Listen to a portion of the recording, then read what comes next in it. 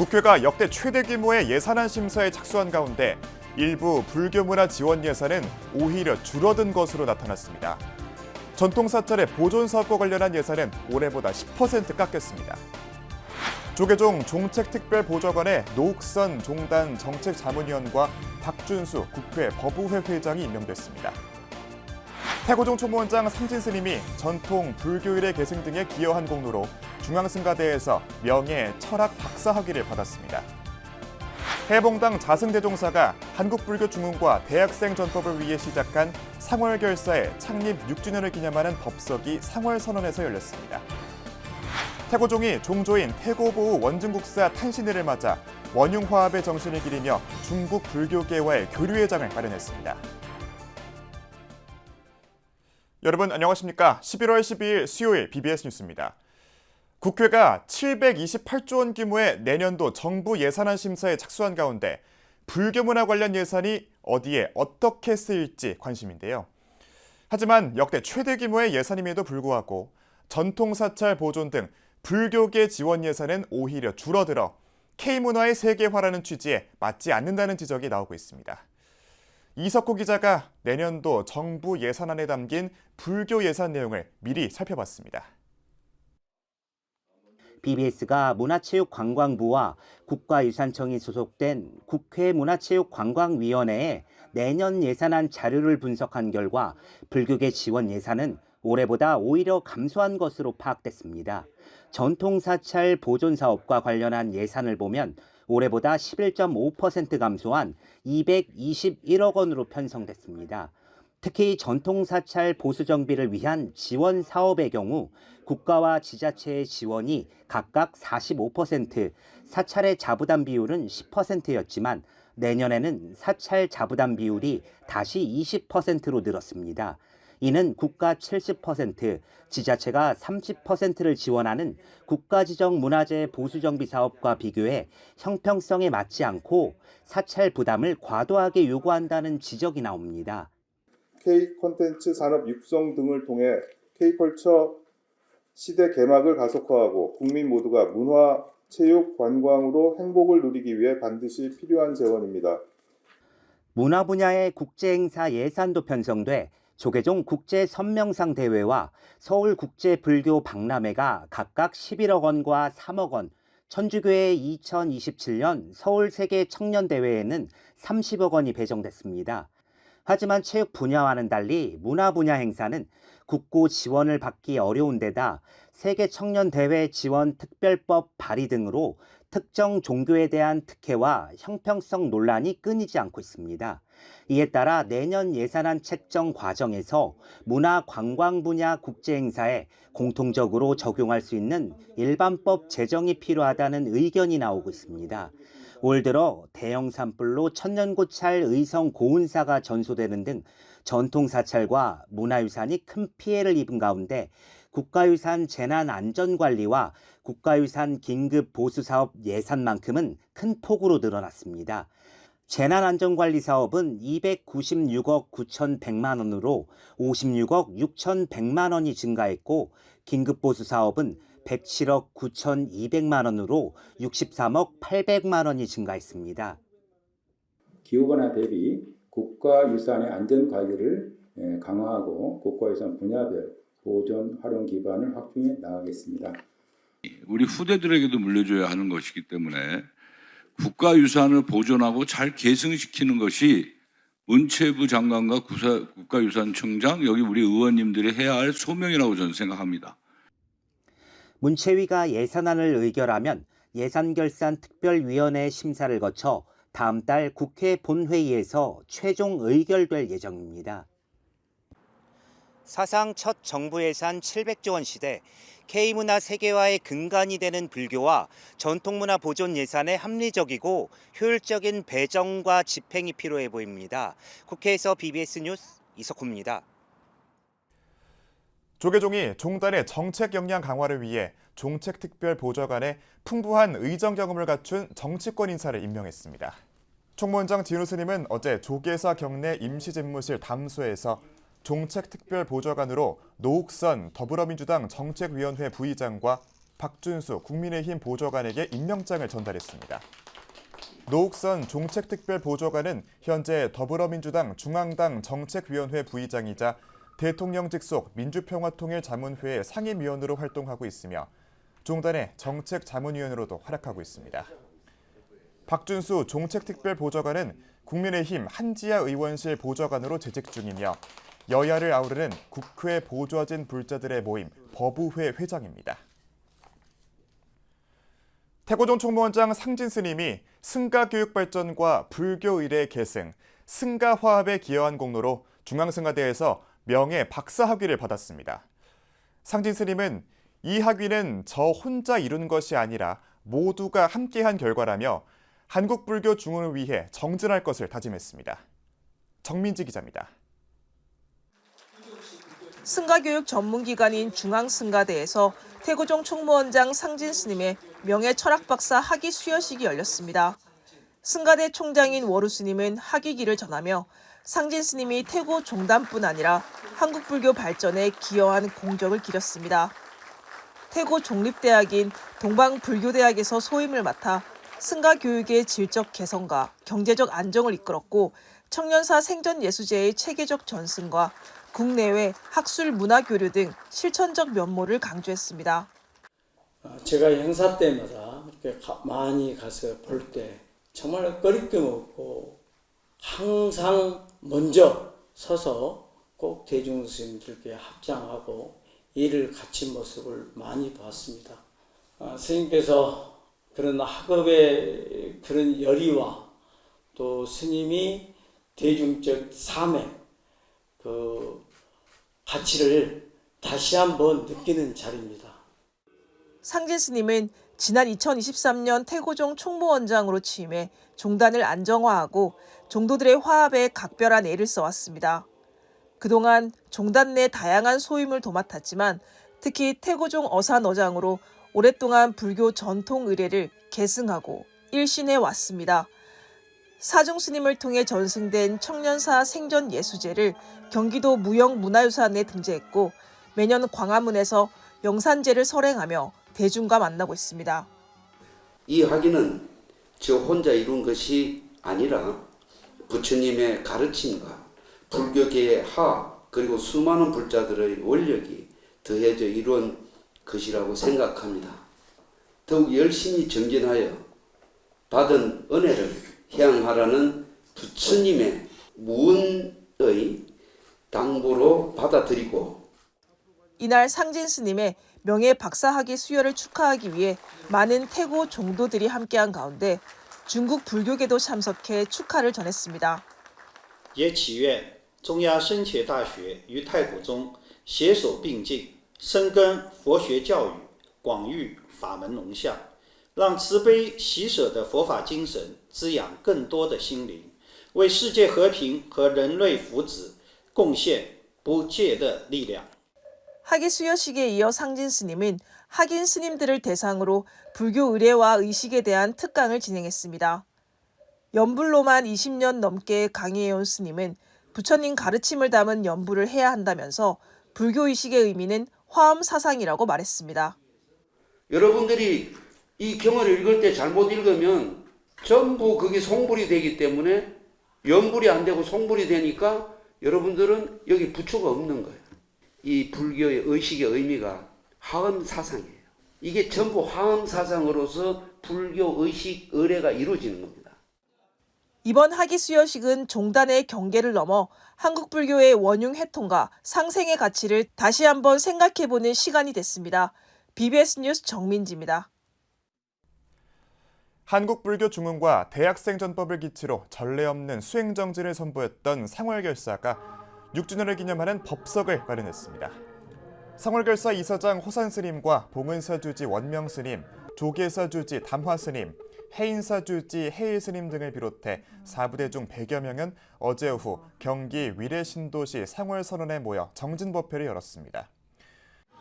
어쨌든 요즘 상월결사가 많이 좀 잊혀져 가는 느낌이었는데 오늘 6주년을 맞이해서 우리 해봉당 설립자 스님도 많이 그립기도 하고 가슴이 좀 뜨겁습니다.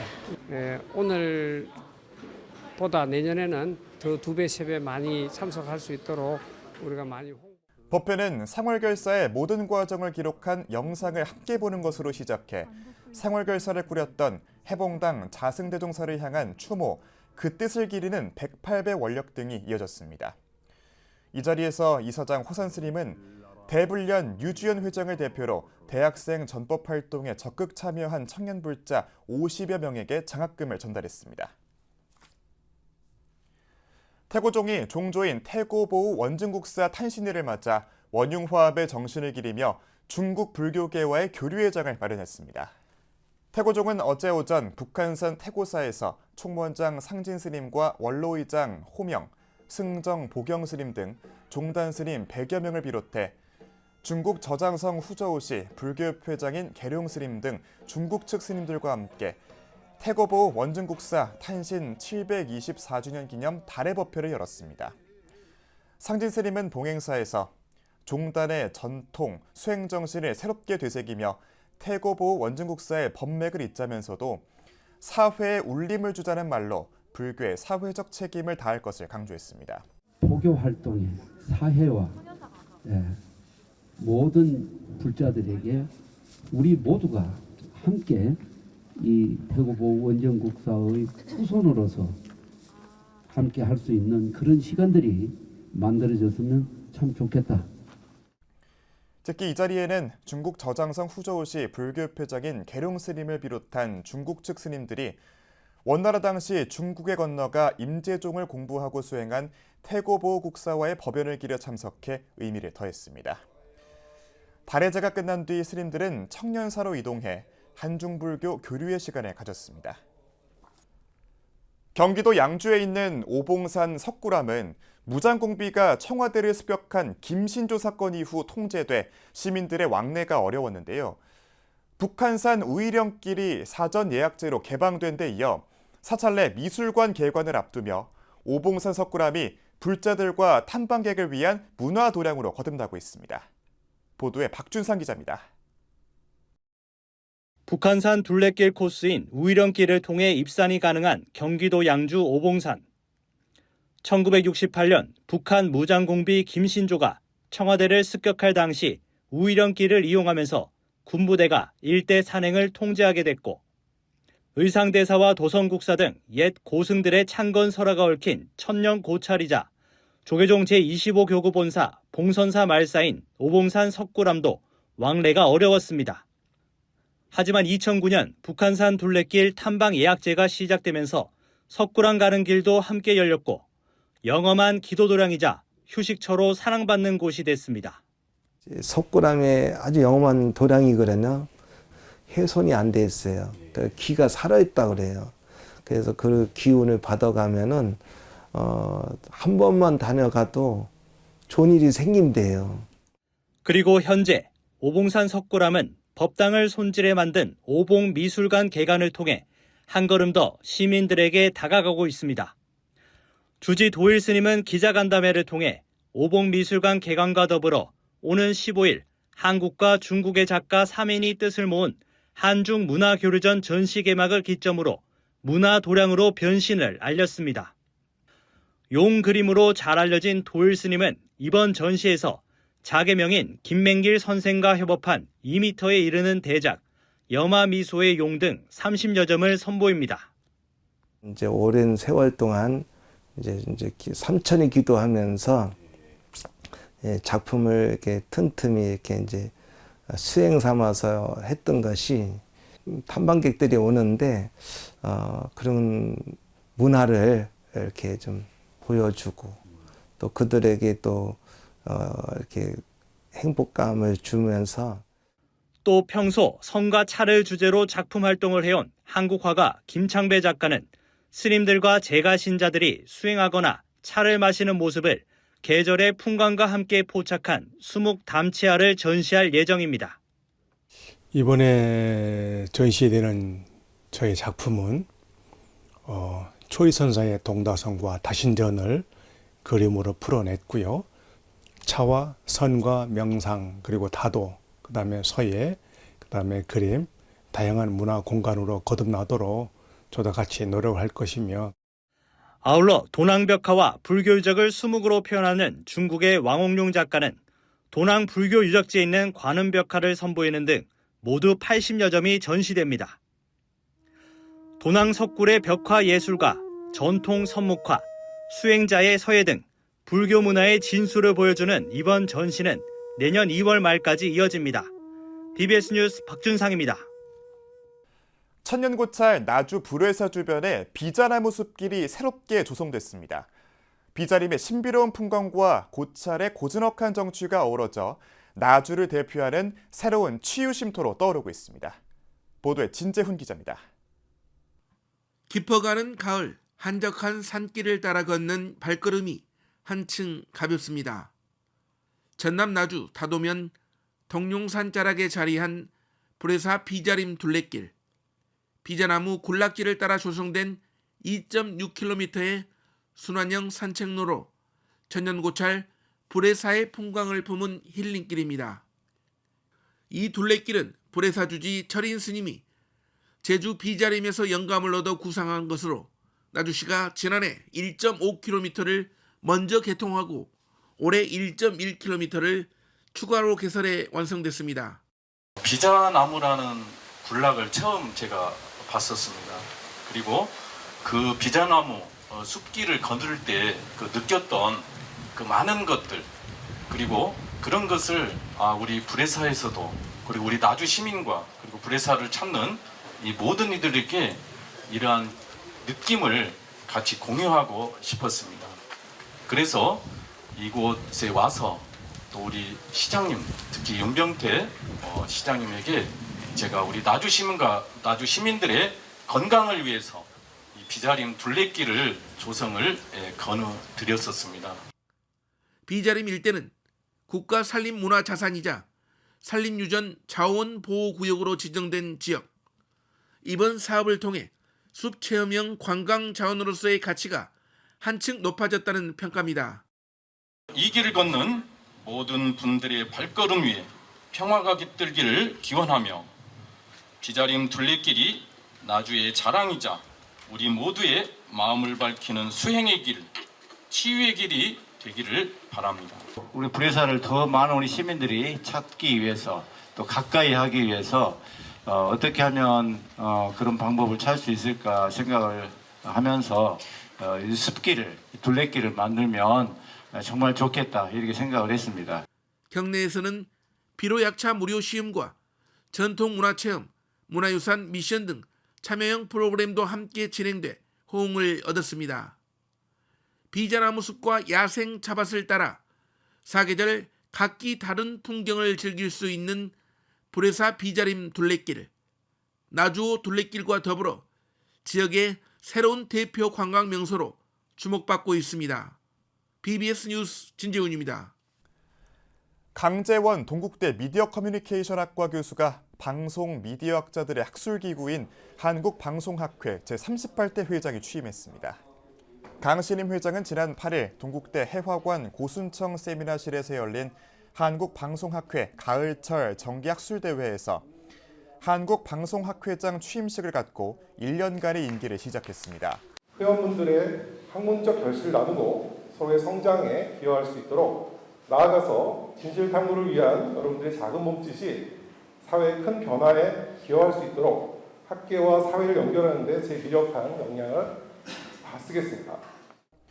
강 회장은 동국대 미디어 커뮤니케이션학과 교수로 재직하고 있고 지난해부터 BBS 불교문화 콘텐츠 포럼 위원장을 맡아 종교방송의 공익성 강화 등에 대한 연구 개발에도 힘쓰고 있습니다. 서울 서남권 도심의 힐링 명소 본각사가 늦가을에 전통차와 문화공연을 함께 즐기는 특별한 자리를 마련했습니다. 본각사는 지난 8일 경내 마당에서 용왕산 가을나들이 두리차회를 열어 지역 주민들에게 가을 감성이 물씬 느껴지는 공연과 차를 선사했습니다. 특히 우리나라 차인연합회 여성박사 1호인 오양가 전 경희대 교수는 직접 찻상을 배치하고 가꿔 행사의 품격을 높였습니다. 여러모로 소중한 시간을 함께 하려고 만들었던 공간이고 또 시간이니까 즐겨주시고 함께 가을의 산색을 함께 즐긴다면 이 또한 하늘이 우리에게 준 가장 멋진 그날의 하루일 것입니다. 그래서 여러분들과 같이 이번 행사에는 서울 상도동 보문선원장 지범스님과 통영 도소람주지 정혜스님, 고양 보리선원주지이자 비구니 유튜버 무여스님 등도 동참해 눈길을 끌었습니다. 한국 사회의 종교 지형을 가늠하는 형식 지표인 만큼 전 정당적으로 영향을 끼치고 미국의 정부와 사회적 위상을 정확히 반영하고 있습니다.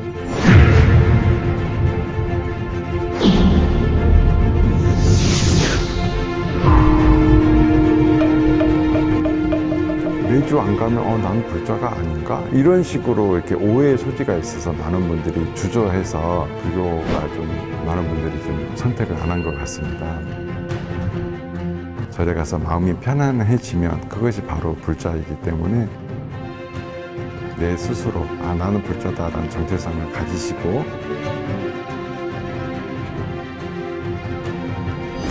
절에 가서 마음이 편하면 불자다.